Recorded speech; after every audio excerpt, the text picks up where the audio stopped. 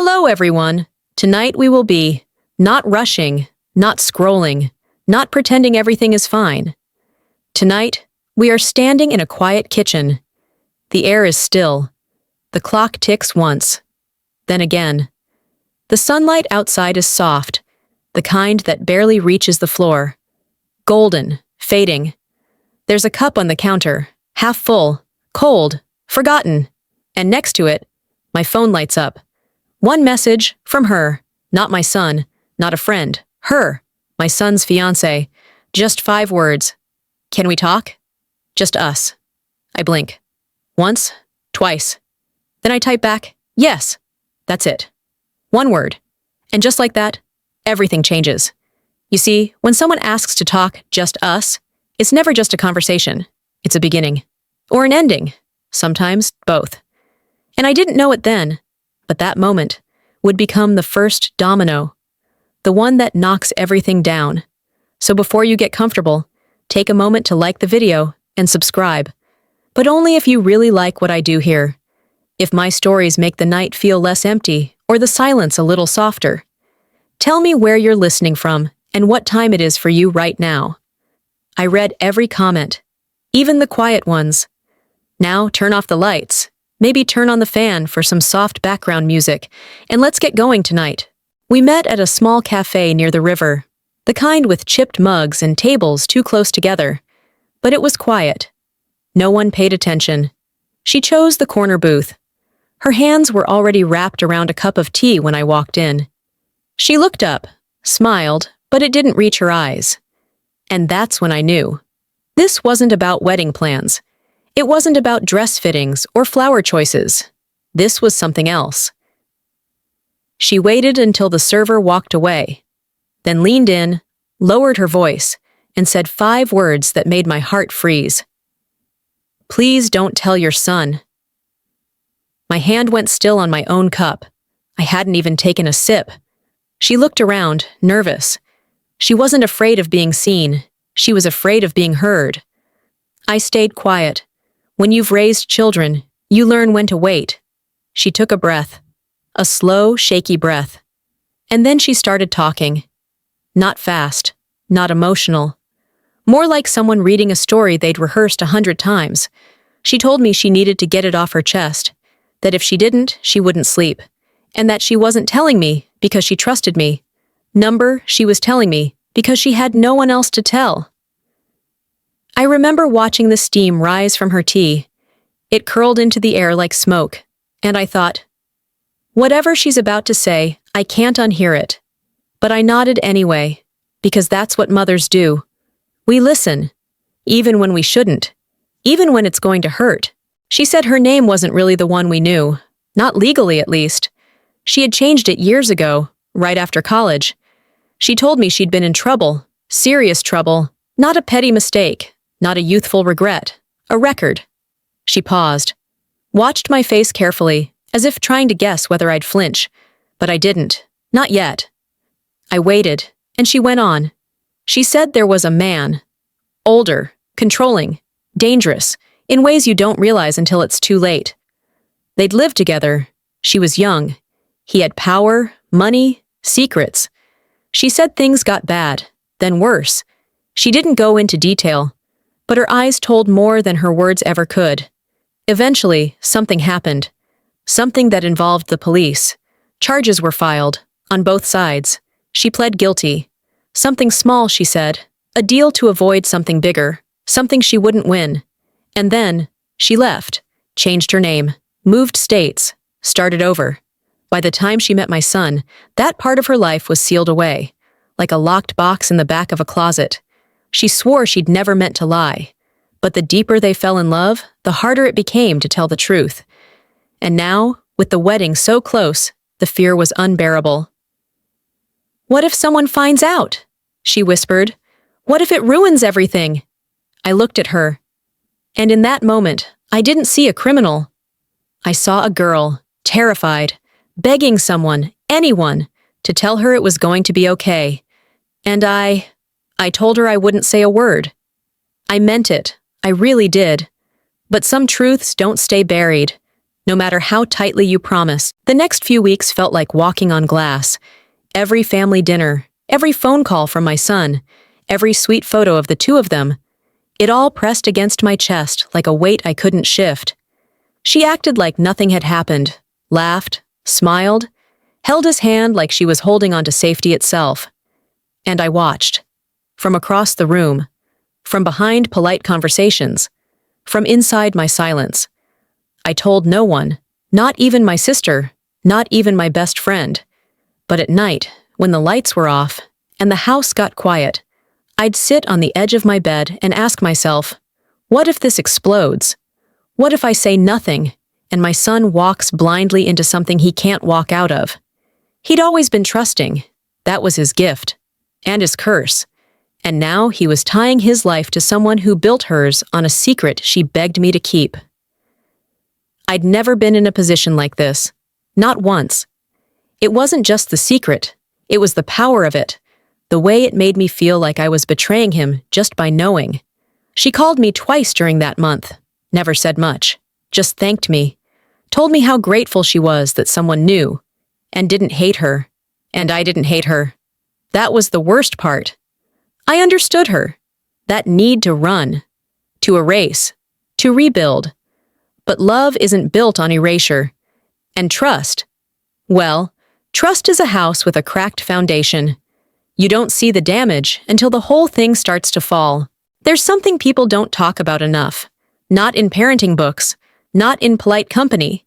It's the moment you realize you have to choose between protecting your child and respecting the life they've chosen. I sat with that truth for days, pored over it like a letter you can't bring yourself to burn. If I told him, my son, my only child, he might never forgive me. If I stayed quiet, he might one day look at me with eyes full of betrayal, asking why I didn't say something when I had the chance. I kept replaying her voice. The way she whispered, "Don't tell him." Not please, not if you can. Just a line, firm like the steel door of a vault. I thought about writing a letter, anonymous, leaving it somewhere he might find. Something indirect. But every option felt like cowardice dressed up as concern. And still, I couldn't shake what she'd told me. Not just the record, not just the past, but the way she described that man, her ex. The way she talked about manipulation and control and lies so convincing she almost believed them herself. And I thought, isn't that exactly what she's doing now? Convincing someone, hiding the truth, smiling through a mask that only I had seen crack.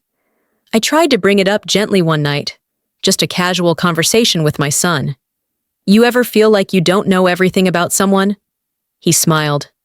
Said that's part of the magic. That love is choosing someone even with the unknowns. And my heart broke a little. Because he didn't know this wasn't some cute mystery.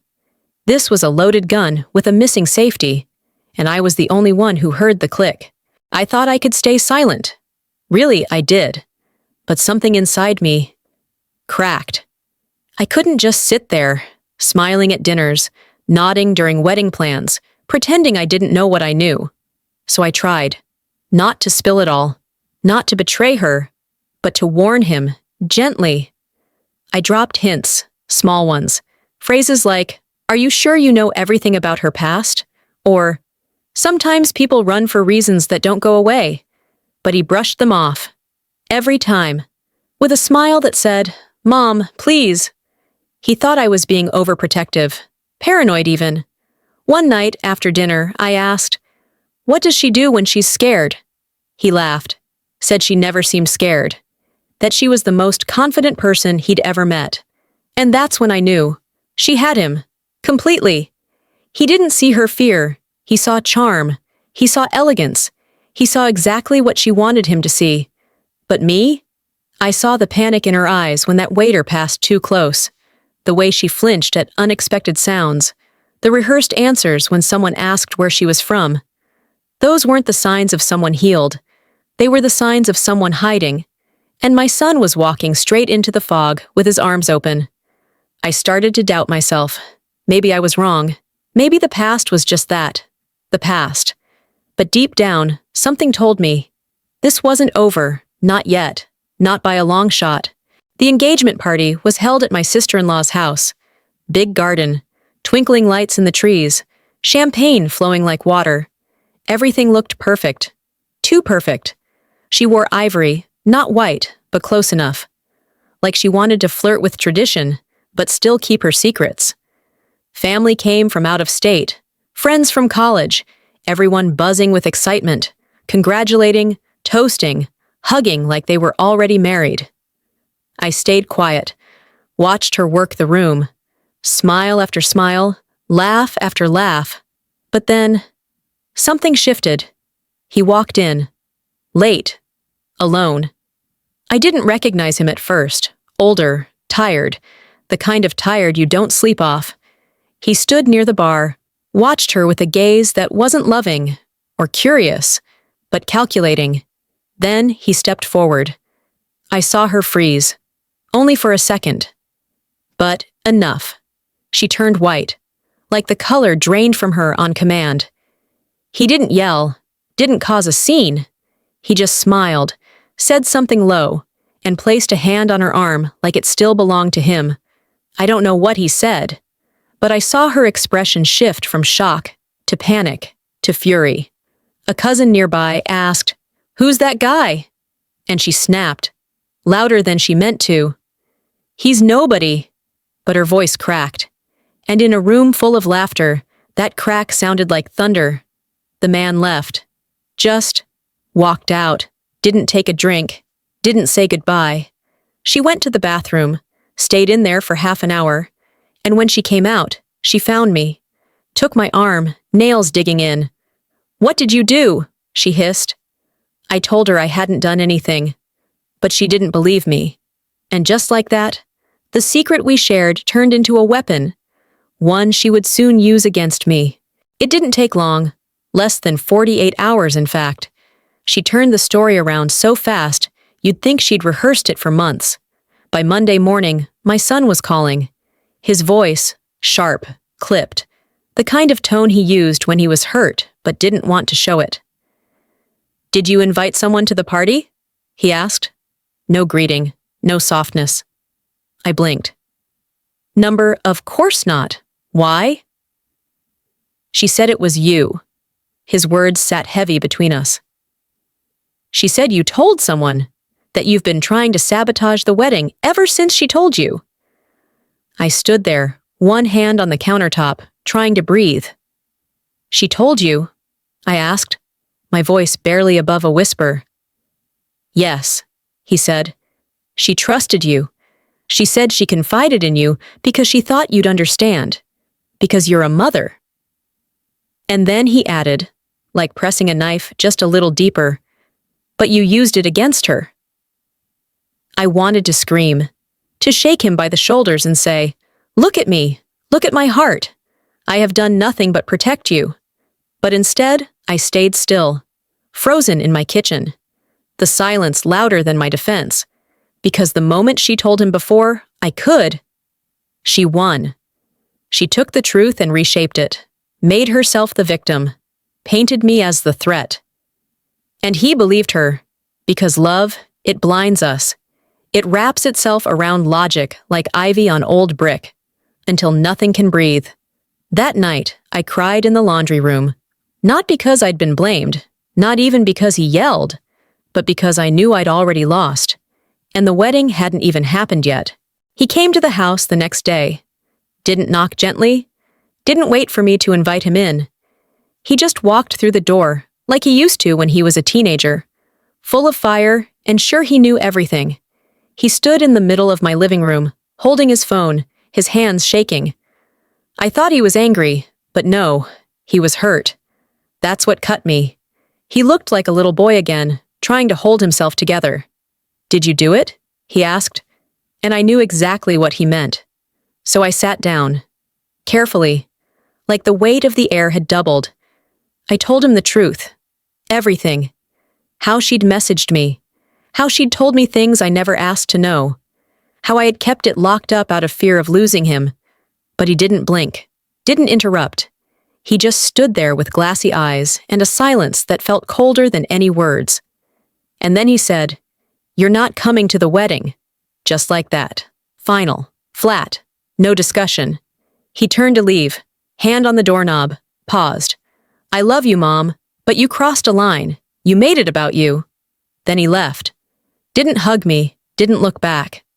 I sat there for hours, staring at the couch cushions, the framed photos, the one from his high school graduation that I used to look at when I missed him, and I realized something awful. When someone you love believes a version of you that isn't true, you can't talk your way out of it. You just become a villain in a story you never wrote. The envelope came on a Thursday. Cream-colored, thick, beautiful, really, like the kind of stationery people save for life's biggest moments. There was no handwriting on it, just a printed label. I knew before I opened it. Call it mother's instinct, call it dread. Inside was the invitation, floral, gold embossed, the names of the bride and groom dancing across the center. Their names, not mine. No mention of mother of the groom, no RSVP line for me. Just an address, a time, and two names at the bottom, Mr. and Mrs. Anderson, my ex-husband and his new wife. They'd been invited. They'd made the list. But I hadn't. I held the invitation in both hands. It didn't shake, but I did. It wasn't just exclusion. It was erasure. A quiet, polished way of saying, "You don't exist here anymore." I thought of calling him, just to hear his voice, to ask, "Are you really okay with this?" But I knew the answer. He was too deep inside the story she told.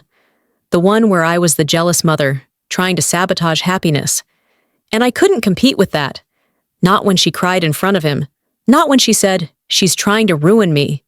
Truth doesn't always win. Sometimes it's too quiet.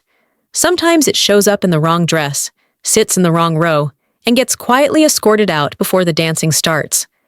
I placed the invitation in a drawer. Not to keep, just so I wouldn't have to see it again. And for the first time in my life, I understood what it meant to be alive and grieving someone who hasn't died. The morning of the wedding, I woke up before the sun. No alarm, no dreams, just the kind of quiet that doesn't come with peace. I made coffee, black, didn't even add sugar, didn't even taste it. I sat at the kitchen table, hands wrapped around the mug like it might give me something I couldn't name. The house was still, but my heart wasn't. I kept thinking, right now. They're getting ready. Right now. Someone's pinning his boutonniere. Right now.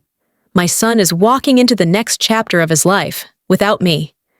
I pulled out a photo, one I hadn't touched in years. Him, age 6, missing a front tooth, grinning at the sky like it had told him a secret. That boy. He used to bring me wildflowers, crayons in his backpack, Band-Aids on both knees. Now he was getting married, and I wasn't even allowed in the room. Then, a buzz. My phone. I flinched. It was a message from someone I hadn't spoken to in months, my niece. She'd gone to the wedding, didn't take sides, she said, just wanted to be there for her cousin. But the message was short. "I think you were right." That's it.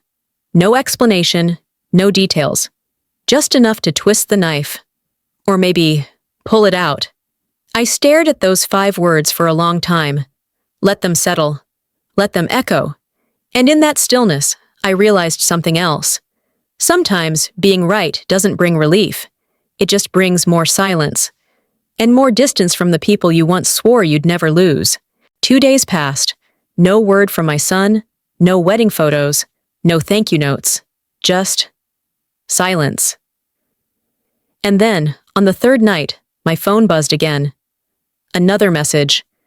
But not from my niece this time. From a name I didn't recognize. One of those usernames that doesn't mean much. A string of letters and numbers. I hesitated before opening it. I almost didn't, but I did. And it said, "You weren't the only one she told." My heart stopped. I read it again. Twice. Then a second message came through. "Check your email." I rushed to my laptop, hands shaking, eyes scanning. There it was. One email, no subject line. I opened it. Attached was a document, scanned, signed, a prenup, and not just any prenup, Not the kind that protects both parties. This one was different. One-sided. Vague language. Buried clauses. It was written in a way that made my son financially and legally vulnerable. And right there, near the end, was a clause that chilled me. If either party separates within 2 years, certain financial assets default to the spouse. Assets that were in his name, in our family. Suddenly, the fear she showed when that man arrived at the party, it all made sense. He knew. He knew what she was doing, and she knew he could blow it all apart. But instead, she turned it on me, because I was easier to erase. I sat back in my chair, the light from the screen flickering across my face. I wasn't crazy, I wasn't cruel, I had seen it, and I had stayed quiet. But now I wasn't the only one who knew. I couldn't sleep that night. Every time I closed my eyes, I saw signatures, dates, fine print I didn't understand, but felt in my bones. I sat in the dark, reading and rereading that prenup. It wasn't just manipulative, it was strategic, calculated. She hadn't just married for love. She had married with an exit plan, one that left her with almost everything and him with, what? The house? The savings? Even my old inheritance account was listed in one of the asset breakdowns. I stared at that line for a long time. That account had been in our family for 3 generations. I gave it to my son when he turned 25, told him to only touch it if he really needed it. Now it was folded into a legal clause written to benefit someone who lied her way to the altar. And still, I hesitated. Should I send it to him? Should I interfere again? He'd already told me to stay out. He'd already banned me from the wedding. If I sent this, would he block my number? Would I lose him forever? But if I didn't, and something happened down the line, I'd never forgive myself. So I did it. I forwarded the email. No explanation. Just a subject line that said, "Read this carefully." Then I waited. An hour passed. Then 2. Midnight came and went. No reply, no call, no message, just silence. I told myself he was asleep, or busy, or maybe reading it again and again, like I had. But a part of me knew he might never answer, because some truths, even when delivered gently, don't feel like protection. They feel like betrayal. The next morning, I checked my phone before I even left bed. Still nothing. No missed calls, no read receipt, no sign that he'd even opened the message. I got up slowly, my body heavy, like grief had settled in my joints overnight. I made tea instead of coffee. Chamomile, as if it could soften the ache in my chest. I stared out the window at the neighbor's garden. The roses were blooming, too bright, too happy, too unaware. By noon, I knew he wasn't going to reply. So I did what I hadn't done in weeks.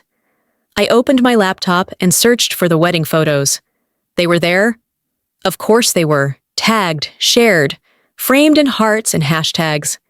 There he was, my son, smiling, holding her hand, kissing her forehead like she was everything. I studied his face, looking for doubt, looking for anything.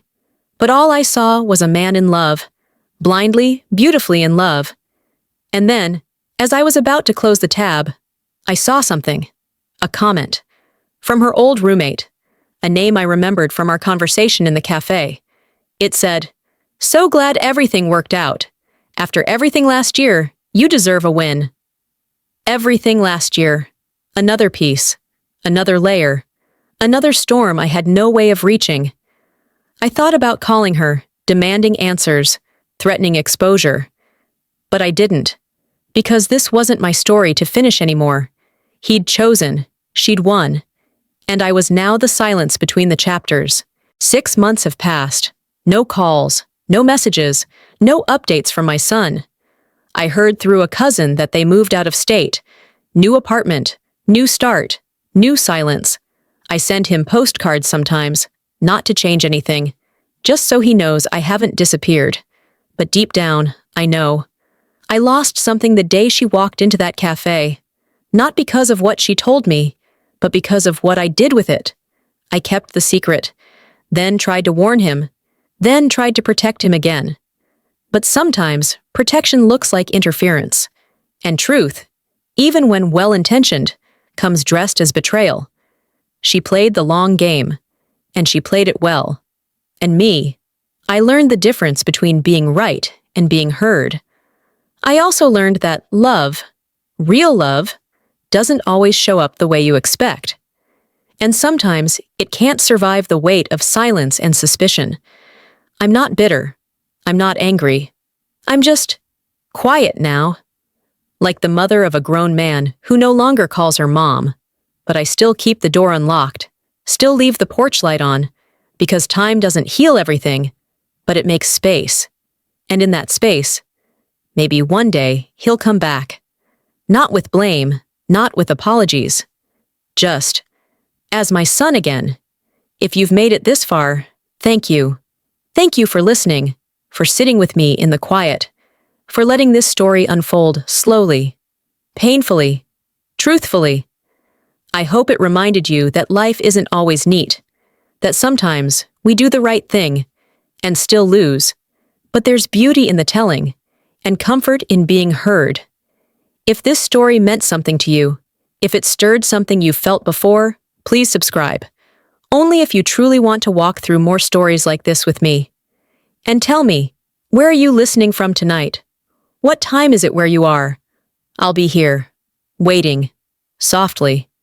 Until next time, now close your eyes, let the noise fade, and let the quiet carry you. Good night.